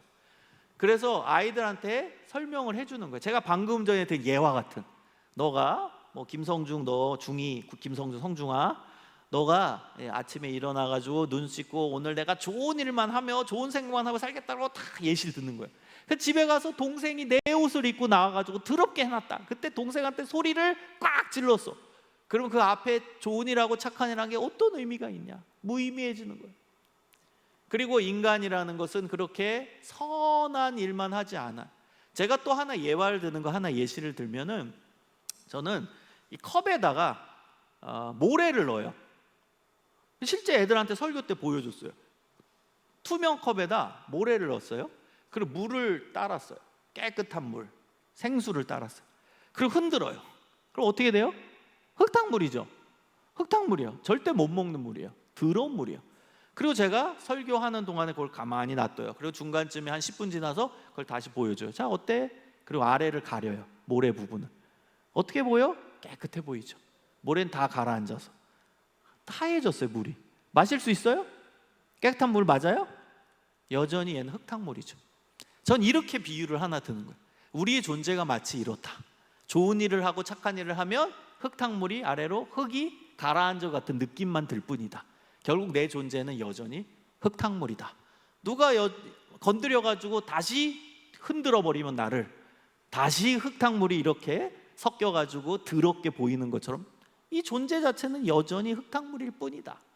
우리의 존재의 모습이다. 이런 예시를 또 들어요. 그러니까 여러분, 예화와 예시를 애들한테 많이 들어줘야 돼요. 그래야 이해도가 빨라집니다. 자, 넘어갈게요. 시간이 얼마 안 남았네요. 넘겨주세요. 자, 세 번째, 중요한 이제 답이 예수님인 거 아시죠? 우리 스스로는 답을 찾을 수 없기 때문에 예수님께서 답이신 거예요. 하나님이 고심을 했을 겁니다. 너무 나는 고민을 하셨을 거예요. 이 문제를 어떻게 풀어갈까? 여러분, 왜 하나님이 고심을 하셨겠어요? 두 가지 때문입니다. 하나님은 인간을 사랑하시기 때문에, 두 번째, 하나님은 정의로운 분이시기 때문에. 이 두 가지 때문에 하나님이 분명히 엄청나게 고민을 하셨을 거예요. 자, 인간이 죄를 지었어요? 죄인이에요? 그럼 벌 받아야죠. 여러분, 인간 사회에도 정의라는 게 있어서 죄 지은 자는 교도소 보내잖아요. 하물며 정의의 원천이신 하나님이 죄 지은 자를 눈 감으실 수는 없어요. 벌 내려야 돼요. 근데 문제는 하나님이 인간을 사랑하셔. 벌 내리고 싶지 않아. 근데 두 번째 측면, 하나님은 정의로운 분이에요. 그 정의는 죄 있는 자는 벌 받아야 돼요. 이 두 가지의 양면성 때문에 하나님이 정말 고민하신 거예요. 그러다가 유일하게 찾은 단 한 가지의 답, 그 답이 예수님이십니다. 그 답이 예수님이에요. 자, 여러분, 왜 그래요? 인간을 사랑해요. 근데 인간은 죄인이에요. 그럼 죄를 물어야 돼요. 죄 값을 치러야 돼요. 그 값이 뭐예요? 로마서 6장 23절이에요. 죄의 싹은 사망이요 하나님의 은사는 그리스도 예수 우리 주 안에 있는 영생이다. 죄의 싹, 죄의 값은 사망이에요. 인간이 죄를 지었어요. 그러면 인간이 죽어야 돼요. 죄의 값은 사망이에요. 근데 하나님은 인간을 사랑하셔. 죽이고 싶지 않아. 근데 누군가는 벌을 받아야 돼. 그래서 그 누군가를 찾았더니 그 누군가가 누구예요? 예수님인 거야. 그래서 예수님을 봤어요. 예수님은 하나님이잖아. 본인이신, 인간의 몸을 입고 오신 하나님. 하나님은 죄가 없잖아. 죄가 없으죠. 그래서 이게 방법이구나.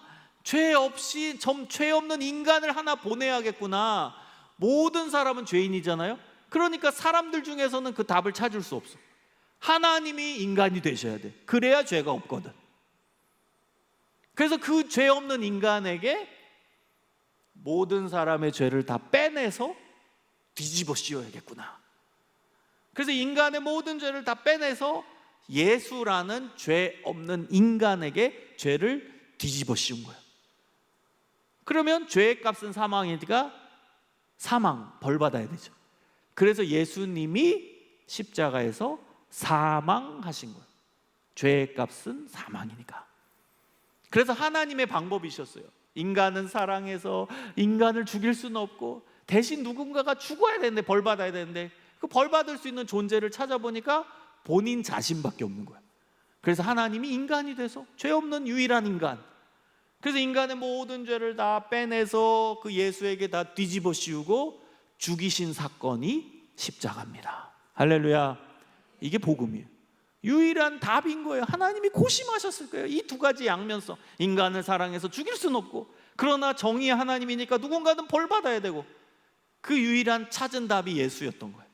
죄 없는 인간, 그 인간에게 인간의 모든 죄를 다 뒤집어 씌우고 죄의 값은 사망이니까 죽여야겠다. 십자가 사건이, 이게 십자가의 의미입니다. 그래서 로마서 5장 8절입니다. 우리가 아직 죄인 되었을 때 그리스도께서 우리를 위하여 죽으심으로 하나님께서 우리에 대한 자기의 사랑을 확증하셨느니라. 여러분, 이게 논리입니다. 애들한테 이 논리를 설명해야 돼요. 그냥 예수님 십자가 지셨다, 죽으셨다, 죄가 씻어졌다가 애들이 머리 긁적거려요. 무슨 상관이야? 근데 지금 제가 설명한 건 논리적 설명이에요. 애들 거의 다 이 제 얘기를 들으면 수용합니다. 아, 그렇구나. 죄의 값은 사망 받잖아. 죽어야지. 근데 내가 죄인이라며. 또 인정했잖아, 아까 다 죄인이라고. 그럼 내가 죽어야 되는데 하나님 나 사랑하신. 그럼 누군가는 벌 받아야 되잖아. 근데 벌 받을 수 있는 조건도 있어야 되지. 예수님이 죄인이라면 벌 받을 수 없겠지. 그런데 예수님은 죄가 없으신 하나님이시니까, 그분은 순수한 분이니까 우리의 죄를 짊어지실 수 있는 자격이 있는 거야. 그래서 예수님, 하나님이 나의 인간의 모든 죄를 다 빼내서 그 예수한테 다 뒤집어 씌운 거야. 그럼 예수님이 죄인이 됐지. 그러니까 죽어야 되지. 그게 십자가야. 논리적 설명을 하는 거야. 그래서 우리가 예수님이 내 죄를 대신 짊어지셨다고 표현하는 거야. 내 죄가 다 예수님한테 간 거니까. 그래서 죄값을 치르기 위해 예수님 죽으신 거니까. 그래서 여러분, 구원자의 조건이 있습니다. 구원자의 조건은 100% 인간이면서 100% 하나님. 여러분, 왜 구원자는 100% 인간이어야 돼요? 아니, 인간의 죄를 뒤집어 씌워야 되니까 인간이어야 돼요. 그런데 또 인간만일 수 없는 이유, 예수님이 모든 인간은 죄를 범하였으며. 그러면 모든이에요, 모든. 그럼 예수님이 인간이기만 하면 예수님도 죄인이에요, 원래부터. 그래서 예수님 본래 본인이 죄가 없으셔야 구원자의 자격이 되니까 하나님이셔야만 했던 거예요. 죄가 없으셔야 되기 때문에. 그래서 구원자의 조건은 100% 인간이면서 동시에 100% 하나님이에요. 여러분, 대표성의 원리가 여기도 적용됩니다. 한 사람이 순종하지 아니함으로 많은 사람이 죄인 된 것 같이 한 사람이 순종하심으로 많은 사람이 의인이 되리라. 역전이 일어난 거예요. 여러분, 아까 전에 원죄, 한 사람 아담 때문에 모든 사람이 죄인이 됐잖아. 억울하죠. 우리는 억울하잖아. 근데 이걸 하나님이 기가 막히게 역전시켰어요. 한 사람이 순종하지 아니함으로 그 한 사람은 아담입니다. 그래서 모든 사람이 죄인이 된 것처럼 한 사람, 이분은 누구세요? 예수님이죠. 예수님의 순종하심으로 많은 사람이 의인이 됐다. 예수님 십자가 사건 그 하나 때문에 예수님을 믿는 모든 사람이 의인이 됐다. 할렐루야. 역전하신 하나님이에요. 억울하게 아담의 원죄가 우리한테 미쳐져서 억울했지만 그 대표성의 원리 때문에 우리는 살아났어요. 예수님 한 분의 대표 때문에 우리는 구원받게 되었다는 거예요. 넘겨주세요. 자, 그래서 중요한 마지막 포인트입니다. 부활입니다. 여러분, 부활이 왜 중요하냐? 예수님께서 부활하심으로 우리의 인간의 죄값이 치러졌다라는 증명이 되기 때문입니다. 증명. 여러분, 만약에 예수님 시대 때 어떤 멋있는 사람이 내가 너희의 죄를 다 짊어지고 죽겠다 하고 죽었다고 해보세요. 근데 살아나지 못했어요. 그러면 예수님의 죽음과 그 멋있는 의로운 사람의 죽음과 별반 차이가 없는 거예요. 그래서 부활이 중요한 거예요. 부활, 예수님 부활하셨으니까 구원자로 증명이 된 거예요. 여러분, 부활은 어떤 증명이냐? 첫 번째, 우리의 죄가 사해졌다라는 사실 증명입니다. 죄의 싹은 사망이죠. 죄의 값이 사망입니다. 그러면 죄의 값이 치러졌다라면 사망의 반대인 생명이 오는 거예요.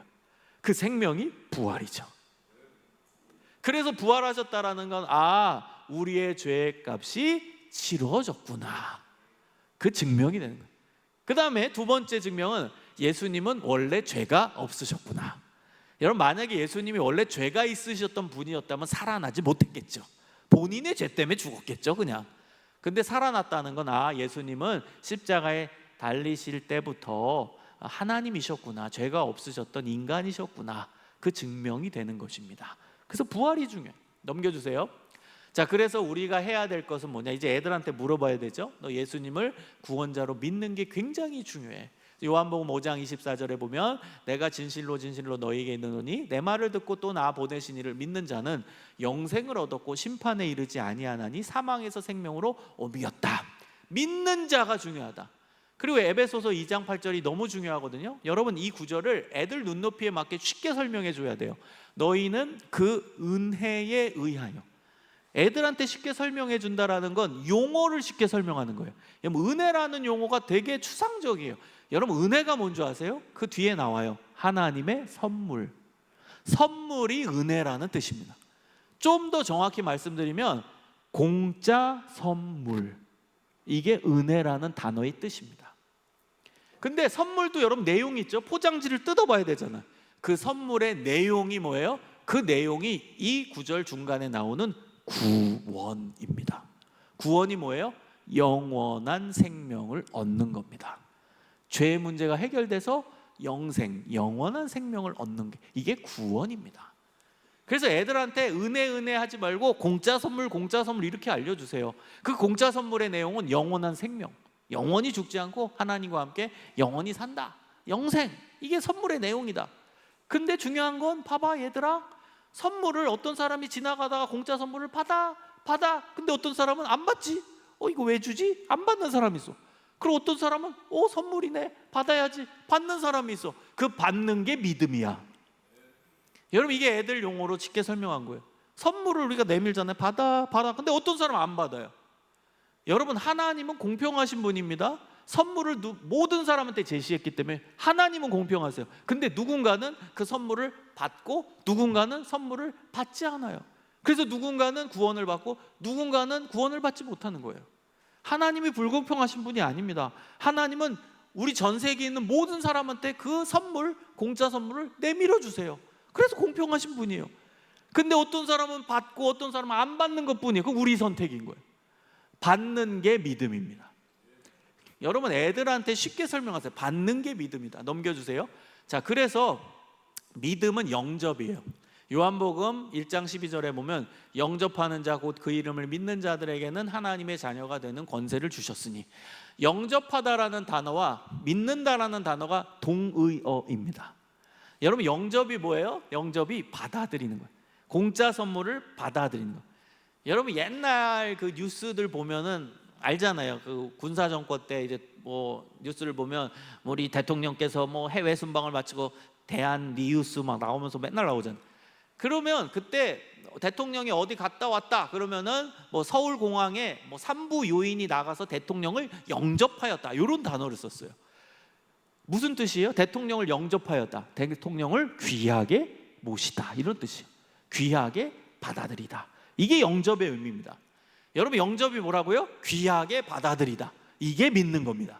영접하는 자 곧 그 이름을 믿는 자. 여러분, 그래서 애들한테 쉽게 설명해 주세요. 하나님께서 공짜 선물을 우리한테 내미신다. 그 공짜 선물의 내용은 구원이야, 영원한 생명. 그것을 귀하게 받아들이는 게 믿음이야. 너 이거 귀하게 받아들일 의향이 있어? 그럼 너 믿음 있는 거야. 너 귀하게 받아들였어? 예수님이 너 영생을 주신다는 거 귀하게 받아들일 마음이 있어? 그럼 너 이미 믿음이 있는 거야. 여러분, 너 구원받았냐 물어보면 머리 긁적거리면서 아직 믿음이 작아서요, 적어서요. 여러분, 이 구원에 관련된 믿음은요, 있다 없다지 많다 크다가 아닙니다. 여러분, 성경에서 믿음이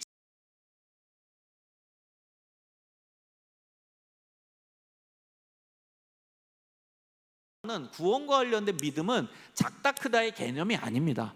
있다 없다의 개념이지. 예수님이 말씀하세요. 겨자씨 하나일 만한 믿음이 있어도 된다. 겨자씨 하나는 세상에서 가장 작은 씨입니다. 이건 있다 없다의 의미입니다. 여러분, 애들이 이거에 대한 부담이 너무 커요. 너 구원받았냐 그러면 아직도 믿음이 작아서요 뭐 이래요. 작다 크다가 아니라니까요. 있다 없다예요. 애들한테 좀 편안하게 다가가게 해주세요. 얘네들 예수님 구원 믿거든, 받아들이고 있거든. 근데도 아직 믿음이 작다고, 뭐 아직 구원 뭐 안 받은 것 같아, 뭐 이러고 앉아 있어요. 여러분, 있다 없다예요. 애들한테 부담감을 낮추세요. 너 예수님이 너의 죄를 씻어 주셔서 너 영원한 생명을 받아들이는 그 공짜 선물 너 안에 있음을 귀하게 믿냐, 받아들이냐? 그러면 네 그래요. 그러면 너 그럼 믿음 있는 거야. 너 이미 믿음 있는 거야. 애들한테 좀 편안하게 믿음을 설명해 주세요. 요한계시록 3장 23절에도 문을 연다. 이게 뭐예요? 받아들이는 거죠. 마음 문을 열면 예수님이 내 안에 들어와 나는 그와 더불어 먹고 그는 나와 더불어 먹으리라. 내가 마음 문을 여는 거, 이게 받아들이는 거예요. 그러니까 믿음은 귀하게 받아들인다. 여러분, 이 구원은 뺏기지 않습니다. 요한복음 10장 28절 29절에 보면 내가 그들에게 영생을 주노니 영원히 멸망하지 아니할 것이요 또 그들을 내 손에서 빼앗을 자가 없다. 그들을 주신 내 아버지는 만물보다 크심에 아무도 아버지 손에서 빼앗을 수 없다. 구원이 유지된다. 하나님 우리에게 주신 구원 유지된다. 하나님이 지키신다. 여러분, 이게 복음입니다. 이 복음을 애들한테 잘 전달할 수 있기를 소망하고, 먼저는 여러분이 이 복음의 감격 속에 살아가시기를 소망합니다. 자, 마지막 정리합니다. 넘겨주세요. 그래서 애들, 제가 다 설명했어요. 복음을 가르치는 방법, 아이들에게 질문을 허용해서 대화를 하라는 거. 또 하고 궁금한 거 물어보고 대화하고. 두 번째, 삶의 예화. 제가 많이 들으라고 했죠. 한테 설명하고 너 어떻게 생각해? 지금 뭐 선생님이 설명한 거에 대해서 어떤 생각이야? 이야기를 듣고, 그리고 논리성을 갖춰서 내용을 전달하고, 그 다음 복음을 전달하고 나서 마지막에 뭐 해야 되냐? 간증. 여러분이 예수님의 복음을 받아들인 그 이야기를 하는 게 간증이죠. 그 간증을 하면서 정리를 하면서 복음을 전하는 교사들 되시기를 소망합니다. 여러분, 다이렉트로 이 뜨거운 복음을 전해야 돼요. 근데 이 선생님들이 요즘에 안 그래요. 뭐 애들 이야기나 듣고, 애들 그 다음에 뭐 아이돌 가수 얘기나 하고 있고, 물론 마음은 열게 하는 건 잘해요. 그러나 그 다음 중요한 건 복음이 들어가야지. 애들 안에 그 복음이 심겨야지. 그게 제일 중요한 교회 학교의 과제 아니겠습니까? 교회 교육의 첫 번째 과제는 애들한테 복음을 전해서 그들 안에 영생이 있는 겁니다. 그게 가장 중요한 과제입니다. 그래서 복음을 여러분 뜨겁게 합니다. 자, 마지막 넘겨주시면 이제 제 뭐 유튜브 뭐 아시는 분 아실 거예요. 뭐 기독교 리더십 연구소나 뭐 사춘기 연구소 들어오시면 되고요. 그 다음에 뭐 그냥 정보로만 그냥 갖고 온 겁니다. 넘겨주세요. 뭐 책은, 제 책은 많이 아실 거예요. 교회도 있더라고요. 뭐 너는 커서 어떤 나무가 될래? 뭐 사자 웃으며 키우기, 뭐 이런 책도 있고, 그 다음에 뭐 책을 계속 어쩌다 시리즈를 쓰고 있는데요. 넘겨주세요. 그리고 뭐 어쩌다 교사, 청소년 사역 모르시면 여기 있더라고요. 책꽂이에 보시면 되겠고요. 넘겨주세요. 그리고 기도문도 쓰고 있습니다. 뭐 수험생을 위한 기도, 결혼을 위한 기도, 뭐 치유를 위한 기도 또 하나 쓰고 있는데요. 그래서 저는 현장에서 계속 필요한 연구들 하고 또 책도 쓰면서 또 선한 영향력 발휘하기 위해 노력할 것이고요. 또 여러분도 학부모로서 또 교사로서 아이들에게 복음을 전하고 말씀을 잘 가르치기 위해서 최선의 노력을 다하시기를 주님의 이름으로 축복합니다. 우리 함께 기도하겠습니다. 하나님, 감사합니다. 오늘 우리가 교사로서, 부모로서 어떤 삶을 살아가야 되는지, 어떤 고민을 해야 되는지를 생각하게 하시니 감사합니다. 그리고 그 뜨거운 복음을 어떻게 우리 아이들 눈높이에 맞게 제시할 수 있을지 그 내용을 듣게 하시니 감사합니다. 우리의 마음 가운데 복음이 살아 움직이게 하여 주시옵소서. 복음의 삶으로 살아가게 하시고 복음의 능력으로 살아갈 수 있도록 이끌어 주시옵소서. 복음이 전부입니다. 내 안에 복음이 살아 움직이게 하시고 우리 자녀 세대들에게 복음이 심겨지게 하시고 뿌리 깊게 박히게 하시고 그 안에 열매 맺게 하여 주시옵소서. 하나님, 복음 전하는 교사 되겠습니다. 복음 전하는 부모 되겠습니다.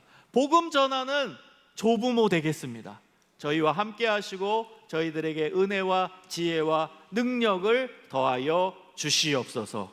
감사하오며 구주 예수 그리스도의 이름으로 기도합니다. 아멘.